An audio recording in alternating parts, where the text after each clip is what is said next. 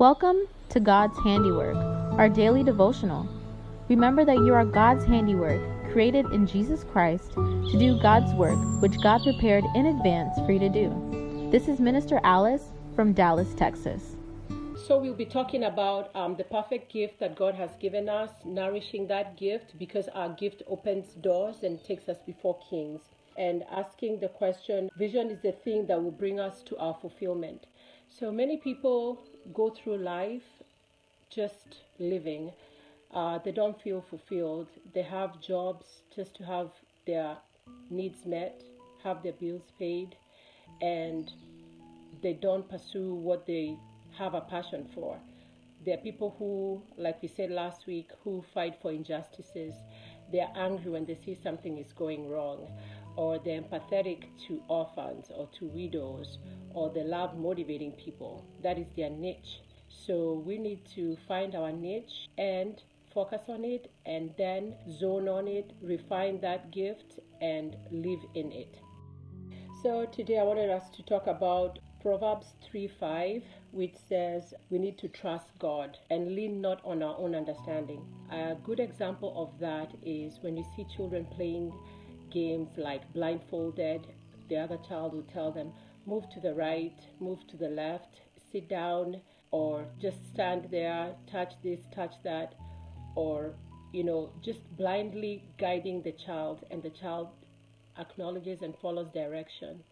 That is how we are supposed to trust in God, blindly. We're supposed to believe in Him. Whatever He tells us, we just follow Him without doubting God. Many times we decide we're going to do our own thing, make our own decisions, trust in our own judgment instead of trusting in God. We need to think about Proverbs 3:5 and then think about the story of Shadrach, Meshach, and Abednego. Those were the three Israelites. That was Daniel 3 verses 16 through 18. Those three young Jews, they decided they're not going to listen to what this king was saying of them worshiping this idol. And they'd never seen God, but they believed in Jehovah. They said, even if it costs us our life, we will die. And they were thrown into the furnace of fire. And that fire was turned up over 7 times. And even the people that were turning up the fire, the soldiers died because of the heat. And the king saw a fourth person. You know the story, for those who don't know. They saw a fourth person who's believed to have been Jesus, who was with them. So we need to trust and believe God blindly. Just trust in His word. Let's not doubt, because He will come through for us. And also the story of Daniel, the same predicament. He got in trouble because of worshiping God, and he was thrown into the lion's den, hungry lions.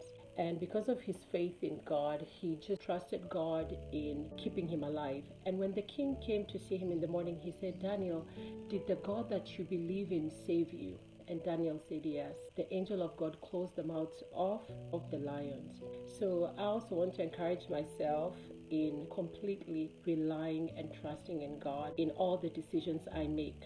Trusting in God and not leaning on my own understanding. My own understanding would be trying to rationalize things. This is how things have always been done.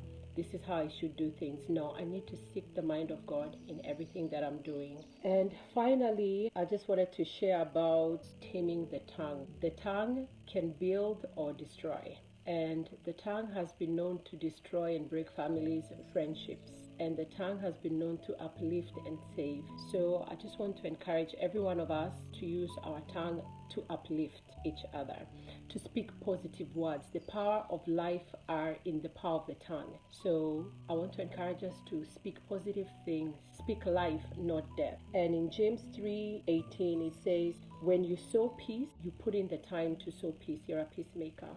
You will harvest righteousness. So that is just to tell us we need to sow peace. God is a God of peace. He's a God of order. And whatever we sow, we will reap. But God is also graceful and merciful. So for us, we need to be intentional in being peacemakers wherever we go and just depicting Christ in our life. That's one of the things I was saying this year. I want God to be seen in my life. More of God in me, less of myself. And the way to transform ourselves is through the Word of God. That's the only thing. We renew our mind by spending time in the Word of God. And that's what I've been doing. I want to encourage many of us who may be new Christians or old Christians or people who just need to be reminded of the goodness of God. As you know, this is the year of spiritual encounters with God, year of expansion, of increase.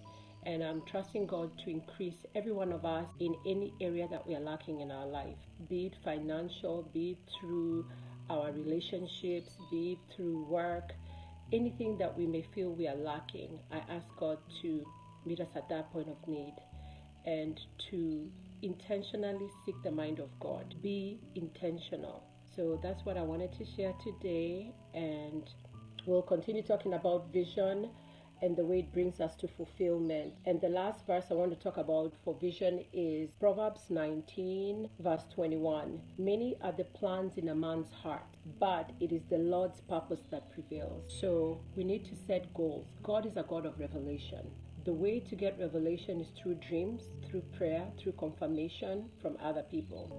And once God reveals to you your vision, then you know the purpose of why you are here on this earth. And we need to know that we may have plans in our heart, but there's a reason why God put us here on this earth, that we should pursue that vision, that purpose that God has given us. Because in that, living in that purpose, God will provide with resources, provision, destiny helpers, and He will make the crooked path straight. We will not be working on our own effort. It will be the grace of God that will help us get to the end.